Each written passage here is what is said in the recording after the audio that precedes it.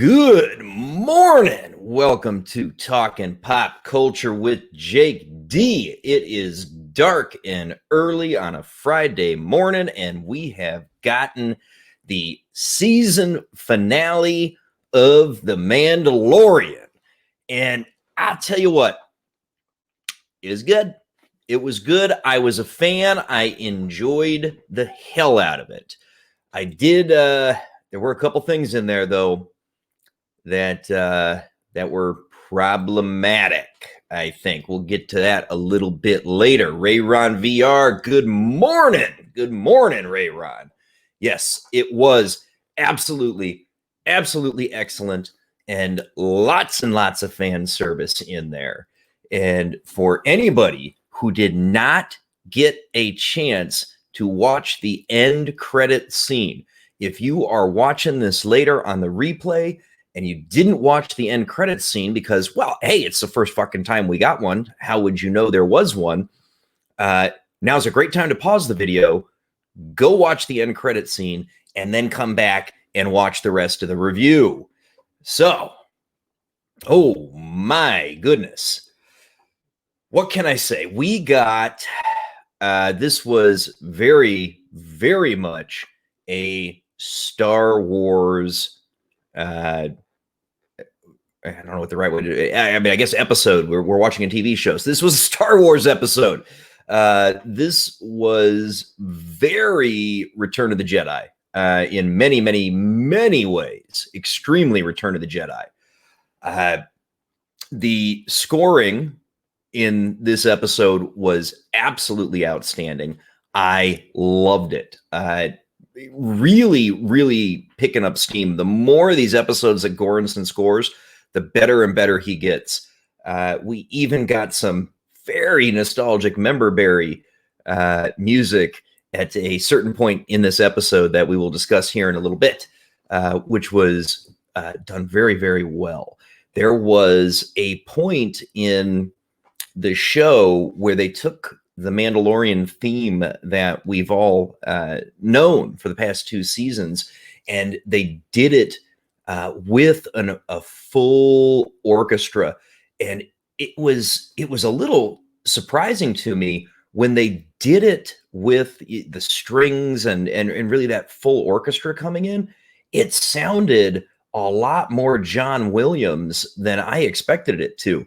And I guess it must be that presentation with the full orchestra that gives it just a very different feel, because it was still the Mando theme, but they did it up more in a style like what we'd gotten used to from Williams over the years. And it really enhanced Mando's theme to present it that way. So that was good. I liked that.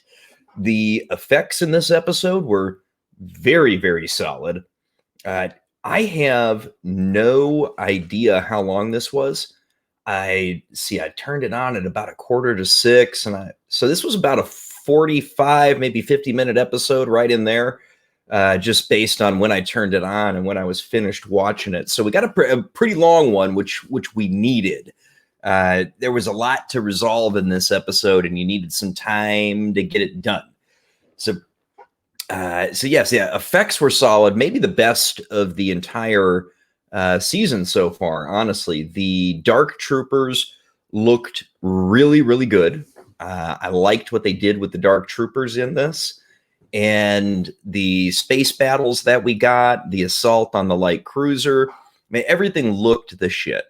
No complaints about the effects and the visuals in the show. The music was absolutely outstanding. I'm going to clock in on this one at an 8.5 out of 10. And a few of you, given how positive my previous discussion was, are probably going to scratch your head a little bit and say, wait a minute, that doesn't make any goddamn sense, Jake. There were a few things in the episode that tied to the Disney tragedy. And that's what's suppressing my rating on The Rescue. And if you tie into the Disney tragedy, that's an automatic deduction on your score. I mean, just period. And that's what has me a little bit worried about the future. As a standalone episode, as the conclusion of the first 2 seasons of Mando, it was outstanding. And we got some shit that we really, really wanted all along as soon as Disney took over Star Wars, quite frankly. General plot recap. They have now located Moff Gideon, and Boba and Mando. They roll out and they intercept Dr. Pershing in an Imperial shuttle. And they assault the shuttle. There's a couple of pilots in there with Dr. Pershing. And they, 8 out of 10 because Mando did not kill them off. Yeah. So, I had a feeling there wasn't going to be death in this one, unfortunately. They captured Dr. Pershing, and one of the pilots of the Imperial shuttle was going on about, these terrorists that were the Republic, and, all the millions of people that died in those Death Stars, because this guy was apparently stationed on 1 or 2 of those Death Stars at some point. And he's not very happy about all his buddies that got blew up with the Death Star. I mean, let's just ignore the fact that the Death Star completely destroyed Alderaan, which he poked Cara Dune with, I might add. But yeah, so they killed his ass and captured Dr. Pershing, and they were looking for a little bit more info from that son of a bitch. Interestingly, presumably Mando collected the bounty on Pershing because they mentioned, the pilot did, that he was a high value Republic target, and they definitely revealed that he was doing cloning and working on cloning research, which is one of the first pokes to the First Order and the rise of Palpatine, and that depressed my score on this episode. That was something that I did not like. But they take him down, and they roll to another planet where they find Bo-Katan. And I don't know what happened to the dude Mando that was with her, but Bo-Katan and her girl, they have a little bit of a confrontation with Boba Fett. Bo-Katan mentions she's heard his voice a lot of times before, being the voice of a clone, and that he doesn't deserve to wear the armor. And he, of course, says it was his father's armor. There's a little bit of a scuffle between the two sidekicks. They even call Boba a sidekick, which was, I kind of enjoyed that, to be honest with you. I didn't mind it. It is early, so I gotta have a little coffee from the Death Star mug. Yummy. So they get Bo-Katan because they tell her that they know where Gideon is, who of course is Bo-Katan's target. And it's very important to Bo-Katan that she gets to handle Gideon. If you're familiar with the story about the Darksaber, you kind of understand what that's about, because she needs to take it from him specifically in order to get it and, be in charge of Mandalore. So she agrees to help Mando, of course, because he knows where what she's looking for is, and he needs assistance to free Grogu, because the episode is titled The Rescue. So they get those folks, and then they head out. They drop into the area where Gideon's light cruiser's located. They fake an attack on it with Slave One, and the assault crew lands right up the gut of the TIE launch bay in the shuttle in order to block off. They release some more TIE fighters. Boba takes out the 2 that got out, and then boom, homeboy is gone. The rest of the crew, though, is assaulting the light cruiser. And the Gideon, of course, releases the Dark Troopers. One set of the folks, everybody except for Din Djarin, is heading to assault the bridge, and they're going to kick up a big ruckus so they can buy time and get the attention away from the detention deck, which is where, of course, Grogu is and Mando is heading to. Lots of fight scenes in this, and they were good, except for the fact that, again, miraculously, we didn't lose a single protagonist in this assault.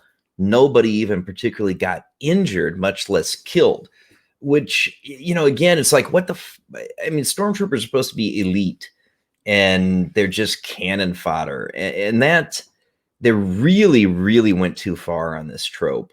The Dark Troopers are about to exit their bay, and Mando seals it off, and he has to fight one of them one-on-one because one made it through. And it's a bit of a challenging fight. He takes it out with the Beskar spear. Oh, hey, our foreshadowing expectations were correct. And he spaces the rest of them, shoots them right out the cargo bay. The rest of the crew finishes their assault. They take the bridge. Moff Gideon's not there because, of course, he's standing with Grogu. And Mando and Moff Gideon, of course, ensue in a fight. Gideon talks about how it's necessary to bring order, and he really emphasizes the word order because he's talking about the First Order. That's exactly what he's talking about. And that's yet another reference to the Disney tragedy that it looks like they are indeed going to continue to lead up to based on what we saw today. Again, that depresses my score on this episode. But there was a good fight between Mando and Moff Gideon. He gets the Beskar spear, of course, just as we expected. It was something he's able to fight the Darksaber with. Mando's able to ultimately disarm him and captures him for Bo-Katan. And, of course, brings Grogu out. And they all meet back up on the bridge, and Bo-Katan won't take the Darksaber from Mando because it has to be taken from its previous owner in combat. Apparently, that is not the way. Mando tries to give it to her. He tells her he yields. She won't take it because of the Mandalore honor thing about the Darksaber. So, well, holy shit, does this mean Din Djarin is now the leader of Mandalore? Interesting. And then we get a moment that we should have gotten 5-6 years ago. A single X-Wing arrives at the ship. And let me tell you what, that was Red 5. There's a great scene, and it was reminiscent in a lot of ways of the Vader hallway scene from Rogue One. The Dark Troopers reboarded the ship, and they think that they're fucked. They're trying to get into the bridge where the Raiders are, Mando's crew, and of course arrives an X-Wing, and a guy gets out in dark robes, and sure as shit, he fires up a lightsaber. And it was a lot like the Darth Vader hallway scene in Rogue One. He approaches the bridge, and he is fighting these dark trooper droids. And yeah, 5 years too late. But we did get the scene, finally, you sons of bitches. And Jedi Master Luke Skywalker completely dismantled the dark troopers. I mean, it was just like a Jedi of old cutting through battle droids. I mean, it was the Luke that we all wanted to see when we finally saw the son of a bitch in The Last Jedi. This was the Luke we wanted. The Luke that was a master in complete control, a guy at the peak of his power, and he tore through these dark troopers. Hard to say if there's any more of them out there or not. We don't know if Gideon had the only platoon of these guys or if there's more with some other Imperial remnants. But Luke storms the bridge. He takes out the dark troopers. Din opens up the bridge, and in steps this cloaked, hooded Jedi.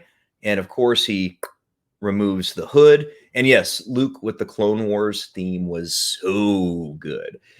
And I think they used it because it was like a Jedi fighting the droids. I think that was a very intentional choice. And Luke enters the bridge, and we get, Luke's theme, really. We Goranson directs him using some of the Williams music. And there's this moment where Mando, of course, wants to know if he's a Jedi, and he tries to tell Grogu, hey, this is a Jedi, he's your kind, you need to go with him. And Luke tells him that he's looking for your permission. And we get a moment. It was not unexpected to me because of the way the events played out. Din doesn't really properly say, hey, you've got my permission to go, but he tells him, look, he's a Jedi, he's your kind, you need to go with him. And Pedro, of course, takes the helmet off, which I think we've all sort of expected is a moment that they're leading up to, is the removal of that helmet kind of permanently. And, gets that face-to-face moment with Grogu that he hasn't had before. And it was really good. It was touching. They made that little Grogu puppet, look sad. And how you make a tiny little Yoda puppet look sad and emotional, but they sure as hell did. And it was good. And Pedro did a great job playing it up. And so Luke and Grogu are going to go off, unfortunately, presumably for Grogu to get killed by Kylo Ren, which sucks. But hey, at least he's going to be safe for a few years, I guess. And we're left with, and then, of course, I can't forget, in rolls R2-D2. It was R2. It was R2, and it was great. He rolled in and everything. It was R2. It was cool. It was good. But Luke and Grogu take off. They leave, and we are left with a final scene of the Mando crew in charge of the Imperial light cruiser. And that was the end of the episode. And yes, what a nice touch with R2. It really was, because Luke came in his X-Wing, so of course he had R2. And so that was great. It was good to see, hey, even R2 came back to life. He wasn't even properly there in the Disney tragedy movies either. But we're left with the Mando crew. They're in charge of this Imperial light cruiser. They've got a lot of bodies to space, but they now have a good ship again. So we were wondering how Mando was going to get a ship. Well, he got Moff Gideon's light cruiser. There you go. It's done. And they, of course, have a live Moff Gideon who will fetch a mighty bounty from the New Republic. So Gideon appears to be out of it. I guess he could come back later in some kind of prison break or something like that down the line, which he very well may. My expectations that Thrawn is the big bad, I think, are correct, because Gideon's captured. You've got to have your sort of major villain. And I'm guessing that has got to be Thrawn. It was name dropped in the Ahsoka series. We know that Ahsoka, Mando, and the Rangers of the Republic are going to cross over. And Rayron thinks that Gideon will escape. Yeah, we'll see. He's captured for now, right? And Din is presumably the leader of the Mandalorians, the owner of the Darksaber. And that's the end of season 2. Now, the credits rolled differently, and I watched the credits because I wanted to know if that was Mark Hamill, and it was. It said "and Mark Hamill" in the cast, so they de-aged him. It was absolutely the man's voice. It was Hamill as Luke, which was cool with the de-aging, and then I just left the credits on because I was, getting ready. I was going to hop in the shower and whatever. And there's an end credit scene. And the end credit scene is an assault on Jabba's palace. And it's Boba and Fennec Shan. And they roll in and they take everybody out. And including, interestingly, Bib Fortuna sitting on Jabba's throne. That was a surprise, but Boba shoots him, and then he mounts Jabba's throne, and Fennec pops up on the arm next to him. And yes, so first he was sad he didn't see Thrawn. However, the more he thought about it, the more he's glad we didn't, because that's a Marvel thing, not a Star Wars thing. This felt more Star Wars. Yeah, I see where you're coming from that. Although the post-credits thing is very Marvel that we got with Boba. And then, so after Boba mounts Jabba's throne, it cuts to a title card that says, The Book of Boba Fett, December 2021. So those rumors that the Boba Fett spinoff series were already filming a couple of months ago, confirmed. We're getting the Book of Boba Fett in December 21. Now, I am a little curious because on Disney Investor Day, they said that Mando Season 3 is coming out in Christmas of 2021. So it would appear that their plan is to drop both shows at once. Either that or that was a feint, and Mando Season 3 is going to come after that. I'm definitely very interested to see what's up with the Book of Boba Fett. I think I'm less excited than you, but I am looking forward to it. I will definitely watch it, cover it on the channel, have a lot of fun with it. So there's the episode. My biggest issues, the things that held it back for me, are the 2 to 3 references that they dropped about the Disney tragedy movies.